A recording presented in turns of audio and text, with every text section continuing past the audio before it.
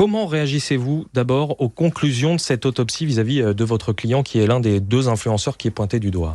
La première réaction, c'est de constater que finalement, cette autopsie, ce qu'elle révèle, c'est qu'il n'y a pas de lien entre les activités lors de ce stream et la mort de ce monsieur. Et donc, quand on a eu plusieurs jours de retentissement médiatique, parfois international, avec des déclarations parfois d'hommes et de femmes politiques qui jugeaient avant même d'avoir les éléments, qui condamnaient avant même d'avoir les éléments, vous imaginez bien pour que celui que je représente aujourd'hui, c'est une forme de soulagement déjà pour quelqu'un, il faut quand même le rappeler, qui a perdu un de ses meilleurs amis. C'était quelqu'un avec qui il vivait, avec qui il travaillait, à qui il était extrêmement attaché. Et donc vous imaginez pour lui la difficulté que ça a pu être de vivre pendant toutes ces journées, l'acharnement médiatique dont il a fait l'objet. Donc oui, c'est une forme de soulagement. Pour l'instant, le rapport d'autopsie dit que la mort n'a pas été causée directement par des violences immédiates au moment de sa mort. D'ailleurs, on a malheureusement pu suivre en direct la mort de Jean Portmanov sur cette plateforme Kik, mais rien n'exclut pour l'instant les conséquences à long terme de ces violences qui ont été montrées du doigt. Alors, les violences, on le rappelle, Jean Portmanov, dans ses vidéos,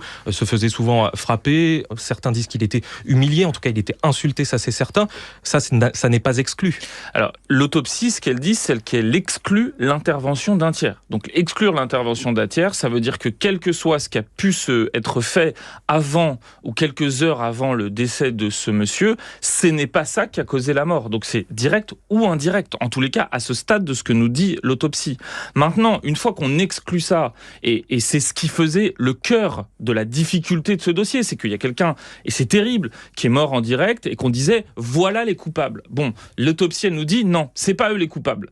La raison de cette mort, c'est probablement une cause naturelle qu'on déterminera par la suite. Maintenant, dans un deuxième temps, on va pouvoir s'intéresser à savoir si ce qui était fait dans le cadre de ces activités de stream, c'était légal ou illégal. Et la justice s'y intéressera. Mais le principal intéressé sur cette question avait déjà été entendu parce qu'il y avait déjà eu une enquête au début de l'année 2025.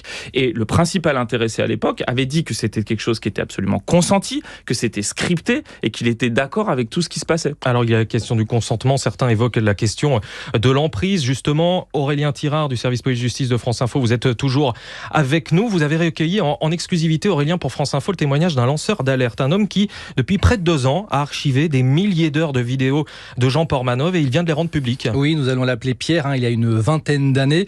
Et cet internaute qui passe une grande partie de son temps à scruter les réseaux n'accepte pas le ménage fait par la plateforme Kik de voir qu'ont disparu tous les extraits de vidéos d'humiliation, de coups, d'insultes subis par Raphaël Graven en direct sur les réseaux.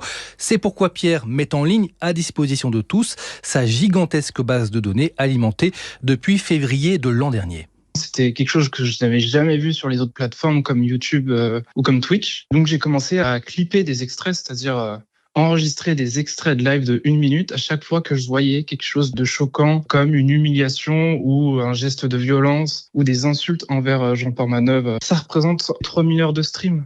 Soit environ plus de 1730 vidéos archivées, des vidéos qu'il avait déjà mises à disposition l'an dernier de Mediapart, qui a permis de révéler l'affaire au grand public. Le but de Pierre, c'est maintenant de montrer, selon lui, que les coups, les brimades qu'a subi Raphaël Graven ne sont pas mis en scène.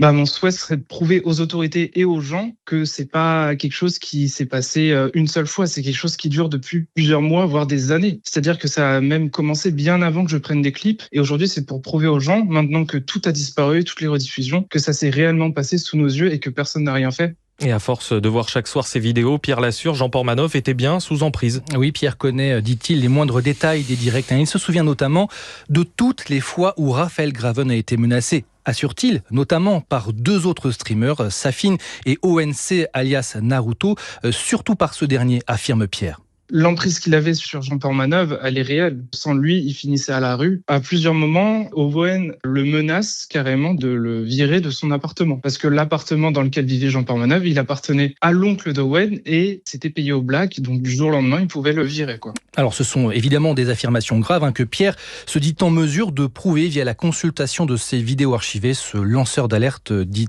désormais se tenir à la disposition de la justice. Merci Aurélien Tirard du service police-justice. Maître Philippe-Henri Honegger, je rappelle que vous êtes l'avocat de Naruto, un des 2 streamers qui étaient amis, c'est ce que vous disiez tout à l'heure, de Raphaël Graven alias Jean Portmanov. Comment vous réagissez à ce que dit Pierre avec ces milliers de vidéos qu'il a pu collecter pendant des mois ? Moi, je le dis très clairement, tant mieux si les gens peuvent s'inquiéter de ce qu'ils voient sur les réseaux, s'ils peuvent le dénoncer et s'il y a des organismes qui peuvent le condamner quand effectivement c'est mérité. Il se trouve qu'en l'occurrence, ce monsieur, qui n'est pas spécialiste à ma connaissance en psychologie, qui n'est pas enquêteur de police et qui n'est pas à l'Arcom, peut avoir un avis et signale ce qu'il y a signalé.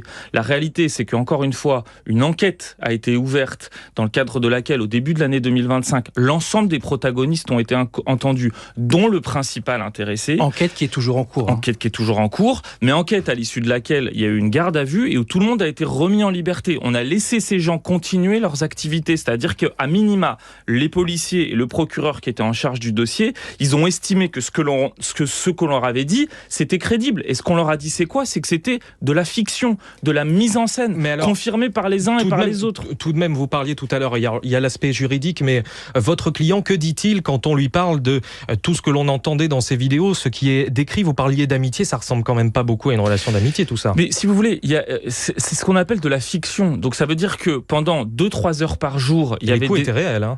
Pendant 2-3 heures par jour, il y avait des streams dans lesquels il y avait des mises en scène, il y avait des choses qui étaient scriptées, il y avait de l'improvisation, il y avait des coups qui étaient simulés. Ce que vous voyez à l'écran n'est pas la réalité de ce qui est vécu. Il faut comprendre ça. Tout ça était écrit quelque part, on scriptait avant et on jouait ensuite. Il n'y a pas forcément besoin que ça soit écrit pour que ça soit scripté. On peut s'entendre à l'avance sur les rôles qu'on joue, sur la...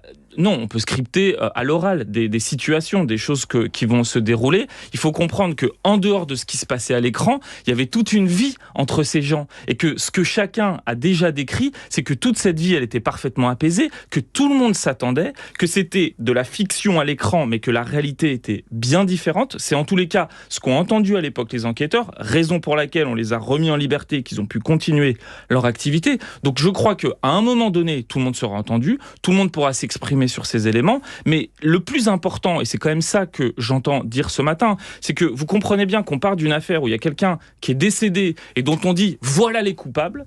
L'expertise vient nous dire ce ne sont pas eux les coupables. Maintenant, on aura un débat sur la nature de cette fiction et on pourra, le moment venu, décider si c'était normal ou pas que ça puisse être diffusé sur les réseaux. Justement, maître, tout à l'heure, vous parliez des réactions politiques. La ministre du Numérique, Clara Chapaz, sera l'invitée de France Info tout à l'heure à 8h30. Elle dénonce l'attitude de votre client. Entre autres, le décès de Jean Portmanov, selon elle, et les violences qu'il a subies sont une horreur absolue. Il a été humilié et maltraité pendant des mois en direct, dit la ministre. Donc la ministre se trompe. Vous lui dites quoi, Clara Chapaz ? Je dis simplement que, vous savez, en France, il existe une chose qui s'appelle la séparation entre l'exécutif et le judiciaire.